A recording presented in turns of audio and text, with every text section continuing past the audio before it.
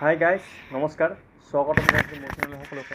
আজি মই আপোনালোকৰ ওচৰত আলোচনা কৰিবলৈ গৈ আছোঁ কাইনমাষ্টাৰত আপোনালোকে কেনেকৈ ৱাটাৰমাৰ্কটো নাইকিয়া কৰিব, কি ধৰণে আপোনালোকে ৱাটাৰমাৰ্কটো নাইকিয়া কৰিব।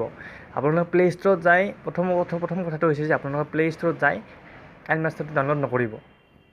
প্ৰথমে এইটো কথা মই এতিয়া আপোনালোকক সম্পূৰ্ণ বিতংকৈ ক'বলৈ আছোঁ, আৰু মোৰ এই চেনেলটো একেবাৰে সৰু, মোৰ এই চেনেলটো ছাবস্ক্ৰাইব কৰি দিয়ে যেন। আৰু মই এতিয়া আৰম্ভ কৰোঁ।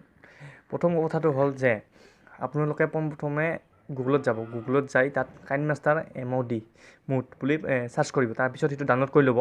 ডাউনলোড কৰি লোৱাৰ পিছত আপোনালোকে ইনষ্টল কৰিব। ইনষ্টল কৰাৰ পিছত আপোনালোকে তাত গৈ অতি সুন্দৰৰে ভিডিঅ'বিলাক এডিটিং কৰিব পাৰিব, আৰু য'ত কোনো ৱাটাৰমাৰ্ক নাথাকিব। আৰু লগতে মই জনাব বিচাৰিছোঁ যে এই কাইনমাষ্টাৰ MOD যিটো আছে, ইয়াত আপোনালোকে ক্ৰমা কিও কৰিব পাৰি। আপোনালোকে যি গ্ৰীণ স্ক্ৰীণ ব্যৱহাৰ কৰে, তাৰ পৰা আপোনালোকে ইয়াত গ্ৰীণ স্ক্ৰীণ ব্যৱহাৰ কৰাৰ পিছত আপোনালোকৰ পিছফালৰ বেকগ্ৰাউণ্ডটো চেঞ্জ কৰিব পাৰিব। মানে কি ইয়াত ক্ৰমা কিৰ ছিষ্টেমটো দিয়া হৈছে।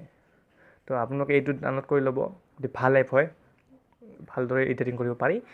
যদি মোৰ ভিডিঅ'টো ভাল লাগিছে তেতিয়া লাইক কৰিব আৰু ছাবস্ক্ৰাইব কৰিব। পুনৰাই কৈছোঁ, ছাবস্ক্ৰাইব কৰিব। ধন্যবাদ।